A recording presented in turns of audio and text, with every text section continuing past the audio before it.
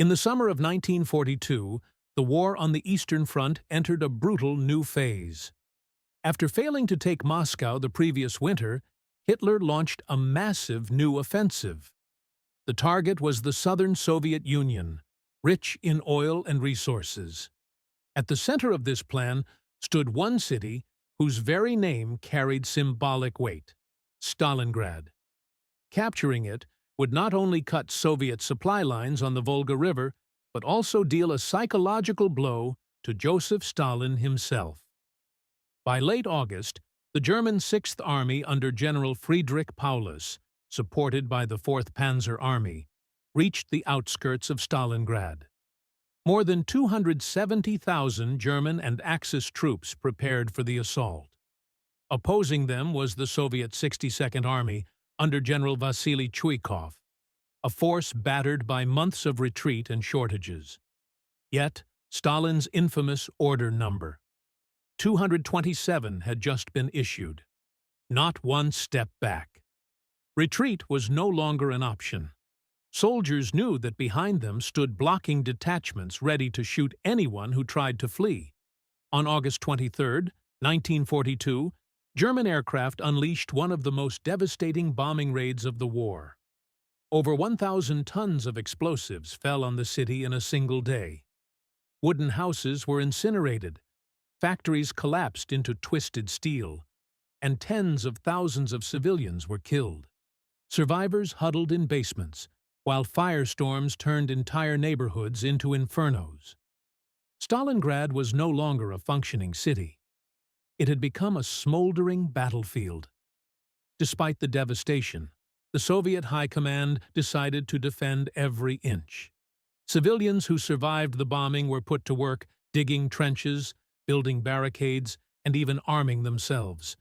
Women and teenagers carried ammunition, while workers in the city's factories continued producing rifles and tanks, literally under bombardment. One tractor factory rolled out T-34 tanks directly onto the battlefield, with workers still wearing overalls and carrying rifles as they climbed aboard. As the Germans pushed into the suburbs, they expected a quick victory. Instead, they encountered a new kind of warfare.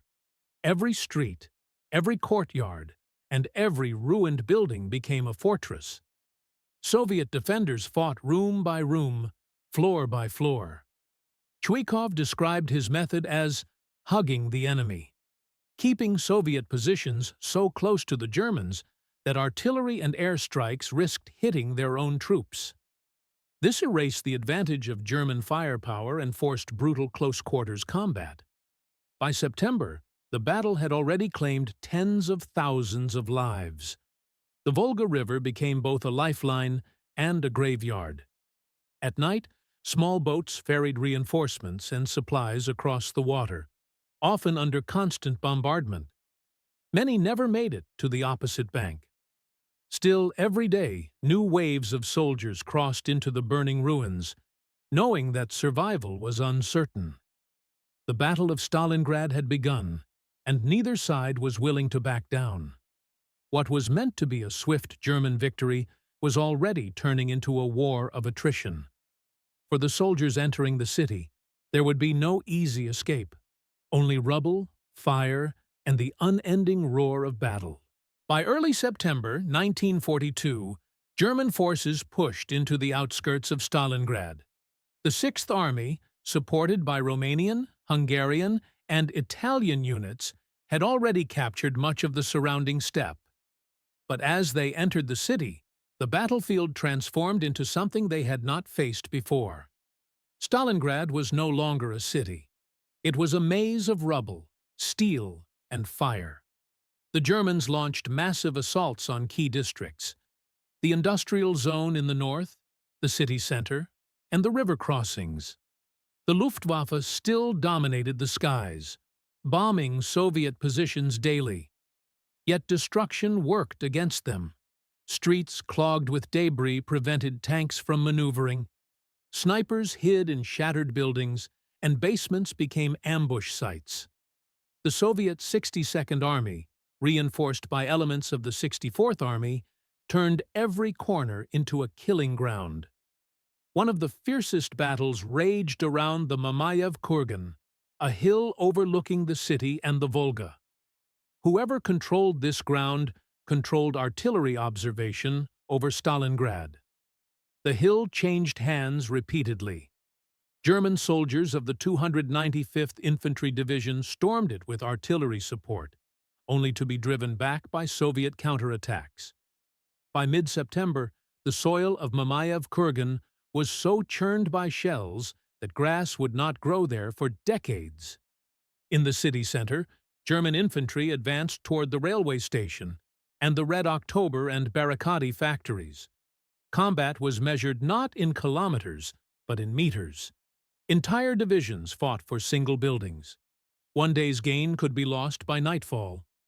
Chuikov described the fighting as a war of rats, where battles were fought in sewers, cellars, and stairwells.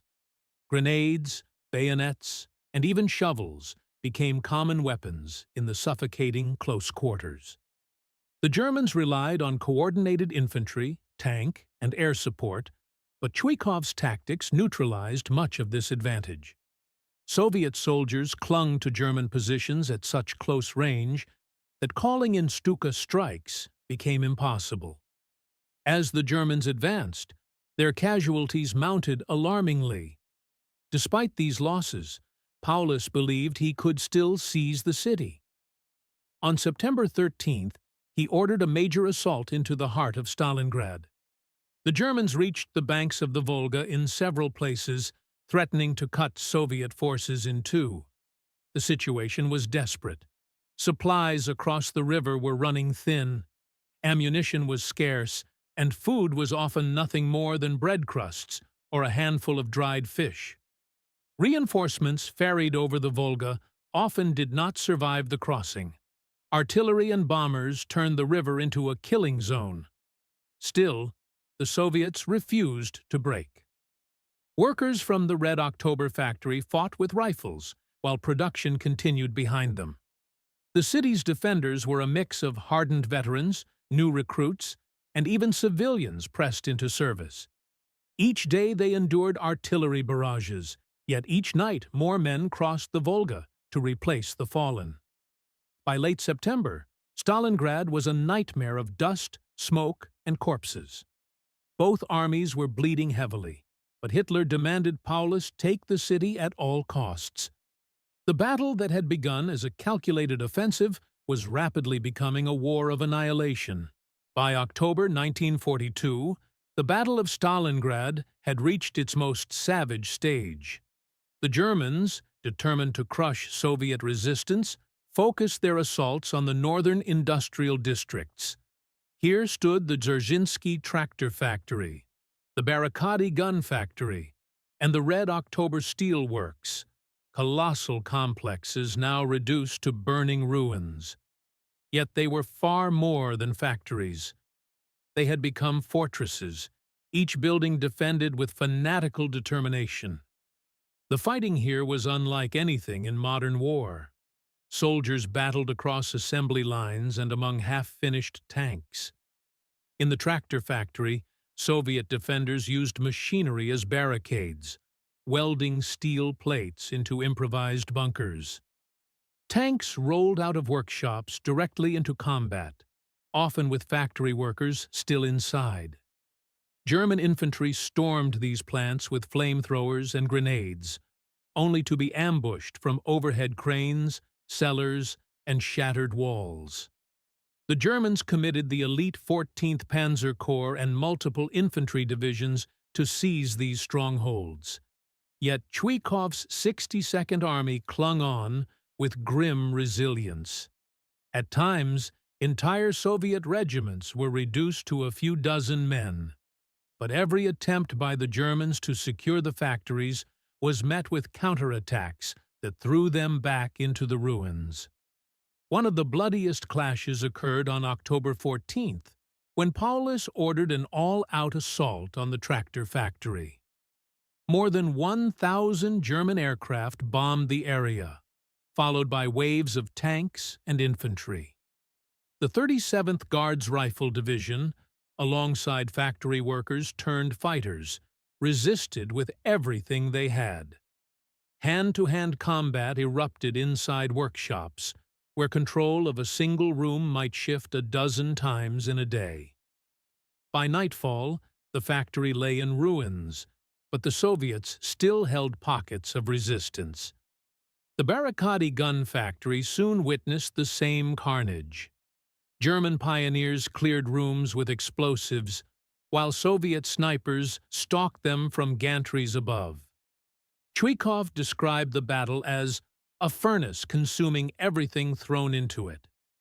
The Red October steelworks was no different. Fighters crouched behind molten slag heaps, exchanging fire at point-blank range. Meanwhile, the human cost soared. Both sides were losing tens of thousands of men each month. By November, German losses had already surpassed 150,000 killed, wounded, or missing. Soviet casualties were even higher, with entire divisions wiped out in the fighting. Yet morale remained unbroken. For the Soviets, retreat was impossible. For the Germans, failure meant disobedience of Hitler's direct orders.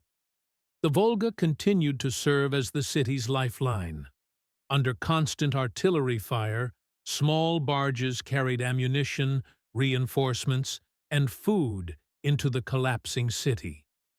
Many sank before reaching the shore, but enough supplies trickled through to keep the defenders alive. By the end of October, Paulus reported to Hitler that victory was close. German forces held nearly 90% of Stalingrad, and the Volga crossings seemed on the verge of collapse. But appearances were deceptive. The Soviets still clung to narrow strips of land along the riverbank, refusing to yield. Unbeknownst to Paulus, beyond the horizon, vast Soviet armies were gathering for a counterstroke that would change the course of the entire war.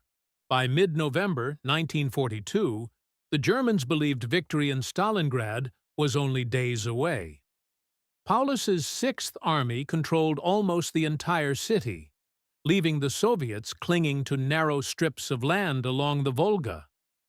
Hitler was certain the Red Army was finished, but far from collapsing, the Soviets were preparing a massive counteroffensive. The plan, codenamed Operation Uranus, was crafted by Generals Zhukov and Vasilevsky. Instead of attacking Paulus head-on in Stalingrad, Soviet forces would strike at the flanks, held not by elite German troops, but by Romanian, Hungarian, and Italian armies. These units were poorly equipped, short on anti-tank weapons, and stretched across vast open steppe. They were the weak links in the German line. On the morning of November 19, 1942, the operation began. A blizzard swept across the steppe as over 3,500 Soviet guns opened fire. The roar of artillery shook the ground for miles. Entire Romanian positions were obliterated in minutes. Soviet armor surged forward, T-34 tanks cutting through trenches, smashing resistance and scattering defenders. Within hours, the Romanian Third Army was in full retreat, leaving gaps that widened by the hour. The following day, Soviet forces struck from the south. The Romanian Fourth Army collapsed under overwhelming pressure. By November 22nd, both Soviet pincers met at the town of Kalash, nearly 100 kilometers west of Stalingrad. The trap had closed. The entire German Sixth Army, along with parts of the 4th Panzer Army, over 250,000 men, was encircled inside Stalingrad. The news stunned Paulus and enraged Hitler. Instead of authorizing a breakout while the encirclement was still weak, Hitler forbade withdrawal. He declared that the Sixth Army would stand fast, promising that supplies would be flown in by the Luftwaffe. But this was a fatal miscalculation. The airlift required 700 tons of supplies per day. In reality, the Luftwaffe could deliver barely a fraction of that. Soldiers inside the pocket soon faced starvation and freezing temperatures. As Soviet forces tightened the noose, the city turned from battleground to prison. Food rations dwindled to a few hundred grams of bread a day, sometimes mixed with sawdust. Ammunition was rationed to mere handfuls of cartridges. Horses were slaughtered for meat, and soldiers boiled leather for sustenance. The once proud Sixth Army was slowly being starved into submission. Meanwhile, German attempts to relieve the pocket failed. In December, Operation Winter Storm, led by Field Marshal Manstein, tried to break through from the southwest. His forces advanced to within 50 kilometers of Stalingrad, but were halted by fierce Soviet resistance. Paulus, forbidden by Hitler to attempt a breakout, could only watch as the chance for salvation slipped away. By Christmas 1942, the encircled army was trapped in a frozen wasteland of ruins and corpses. Temperatures plunged below -20 degrees Celsius. German soldiers wrapped themselves in rags and scavenged for firewood among the rubble. Soviet artillery and bombers pounded them relentlessly. For Paulus's men, hope was vanishing, and the once mighty Wehrmacht faced the prospect of total annihilation. As the winter of 1942–43 deepened, the German Sixth Army inside Stalingrad faced a slow death. Encircled, undersupplied, and exhausted, Paulus's men fought on in conditions that defied imagination. By January, disease and starvation ravaged the ranks. Soldiers collapsed from hunger, their bodies too weak to carry rifles. Frostbite blackened fingers and toes.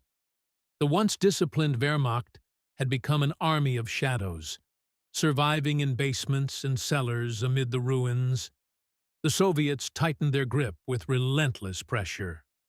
On January 10, 1943, the Red Army launched Operation Ring, the final offensive to crush the pocket. Over 7,000 artillery pieces opened fire simultaneously. The bombardment was deafening, leveling what little remained of German positions. Then Soviet infantry and tanks advanced, overwhelming the collapsing defenses. The German perimeter shrank rapidly as units surrendered or were annihilated. Inside Stalingrad, chaos reigned.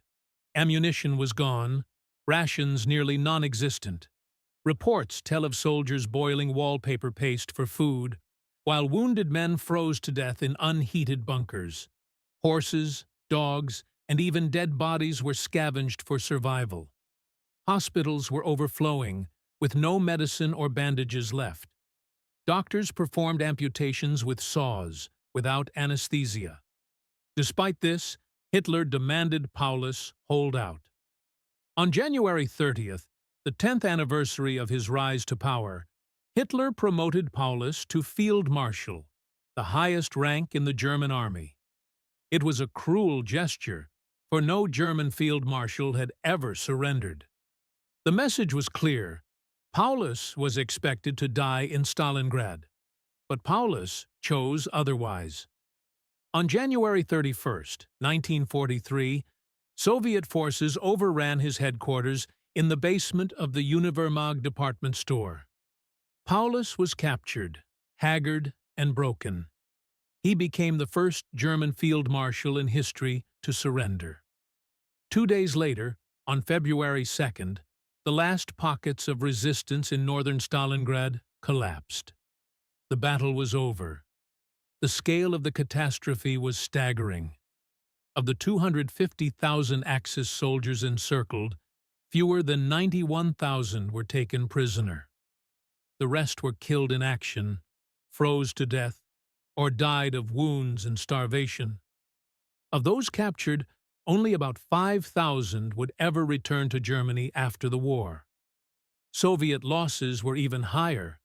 Estimates range from 1 to 1.1 million killed, wounded, or missing. Civilians suffered immensely. Stalingrad was reduced to ashes, with tens of thousands dead.